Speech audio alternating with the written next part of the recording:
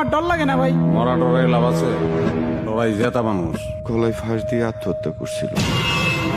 আজকের এই ভিডিওতে আমরা খোঁজার চেষ্টা করেছি সেরা 7টি থ্রিলার নাটক, যেগুলো দেখতে বসলে আপনার গায়ের লোম দাঁড়িয়ে যাবে।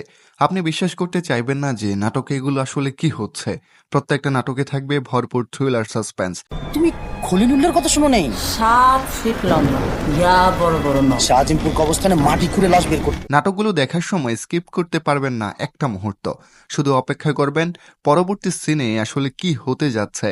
সেরা 7 থ্রিলার নাটক সম্পর্কে জানতে অনুরোধ করব শেষ পর্যন্ত থাকার, কেননা শেষের দিকে রাখা হয়েছে সবচেয়ে সেরা কয়েকটি নাটক। চলুন ভিডিওতে একটা লাইক দিয়ে শুরু করি। মিতু, আমি তোমাকে খুব পছন্দ করি। তুমি সম্মতি দিলে আমি তোমাকে বিয়ে করতে চাই। Number 7, coffin. গল্পটা একটি রাতের লাশবাহী অ্যাম্বুলেন্স চালিয়ে নিয়ে যেতে হবে বগুড়া। কখনো কোনো কিছুতে বিশ্বাস না করা গাড়ির ড্রাইভার শুরুতে তার গাড়িতে লাশটি দেখে চমকে ওঠে। তারপরেও প্যারেক লাগিয়ে তিনি লাশ নিয়ে যেতে থাকলে পথে ঘটতে থাকে নানান ধরনের সমস্যা। যেহেতু ভূত.com-এর গল্প, তাই শেষের দিকে রেডিও স্টেশনের দেখাও পাবেন। যারা কখনো ভৌতিক থ্রিলারধর্মী কন্টেন্ট দেখেননি তারা স্বল্প দৈর্ঘ্যের এই কফিন নাটকটি দেখে ভয় পাবেন নিশ্চিত। নাটকে মোশাররফ করিমের অভিনয় সেরা ছিল। নাম্বার 6, একটি খোলা জানালা। 2 জন নার্সকে কেন্দ্র করে গল্প এগিয়ে যায়। প্রথম নার্স অনেক চেষ্টার পরেও বাচ্চা হয় না, স্বামী পরকীয়ায় লিপ্ত। দ্বিতীয় নার্স প্রেমিকের সাথে মেলামেশা করে প্রেগনেন্ট হয়ে যায়। অন্যদিকে শহরের বিভিন্ন হাসপাতালে একের পর এক নার্স খুন হচ্ছে। পুলিশ খুনের কোনো রহস্য উদ্ঘাটন করতে পারছে না। আবার নরখাদক সলিমুল্লাহ দীর্ঘ বছর পর ফিরে এসেছে। পুরো শহর জুড়ে আতঙ্ক। 2 জন নার্স একজন বিশিষ্টজনকে বাড়িতে সেবা করছে। এক রাতে বাহিরে ঝড় বৃষ্টি শুরু হলে শিউলি বাসায় ফিরতে পারে না। সেই রাতে 2 জন নার্স দুর্ঘটনার শিকার হয়। কে এই খুনগুলো করেছে? 2 নার্সের শেষ পরিণতি কি হয়?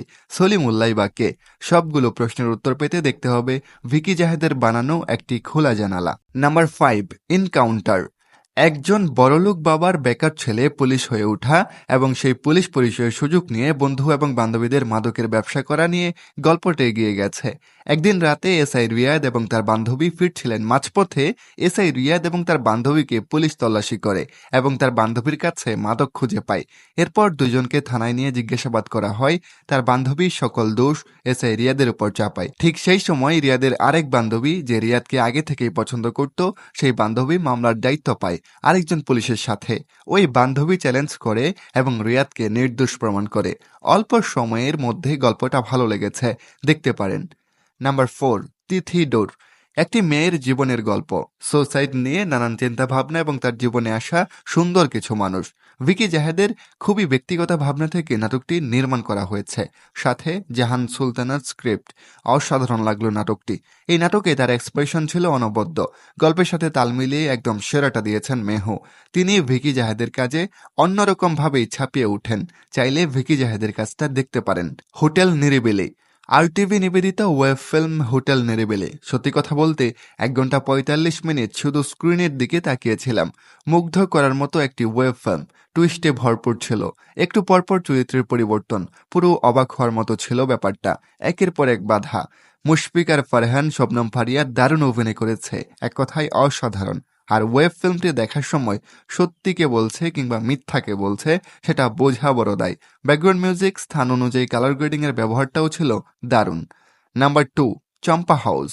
ভিকি জাহেদের পরিচালনায় মেহজাবিন নিশো অভিনীত হরর কন্টেন্ট চম্পা হাউস। এই ত্রয়ীর কাজগুলো সবসময় বেশ টুইস্ট আর বিভিন্ন ধাঁচের হয়ে থাকে। আর এই প্রথম হরর কোনো জনরায় নাটক দেখলাম মেহজাবিনকে। চম্পা হাউসে সকলের অভিনয় ছিল চমৎকার, তবে এই প্রথম কোনো ভূতের চরিত্রে দেখে আপনিও ভয় পাবেন। নাম্বার 1, কাইকোবাদ। এমন কিছু থ্রিলার গল্প আছে যা দেখলে 2-3 দিন মাথায় ঘুরপাক খায়। ঠিক তেমনই থ্রিল রয়েছে কাইকোবাদে। বাংলা নাটকে এমন থ্রিল পাওয়া সত্যি অবাক করার বিষয়। কাইকোবাদ নাটকটি পুরোটা থ্রিল আর সাসপেন্সে ভরপুর। একজন লেখিকার কাছে কেউ একজন মেসেজ করে একটি গল্প পাঠায়, যা পরে বাস্তবে এসব অনুভব করতে শুরু করে। কিন্তু সেই অপরিচিত লোক কাইকোবাদ চিঠির মাধ্যমে বলল একটি তার কাল্পনিক গল্প ছিল। সেই লেখিকা অনেকটা অবাক হয়ে দেখা করে কাইকোবাদের সাথে, কিন্তু দেখা করার সময় আবারও টুইস্ট। চোখে দেখতে পারে না কাইকোবাদ, চোখে না দেখে এত ভয়ঙ্কর গল্প সে কিভাবে লিখল, জানতে হলে আপনাকে নাটকটা দেখতে হবে।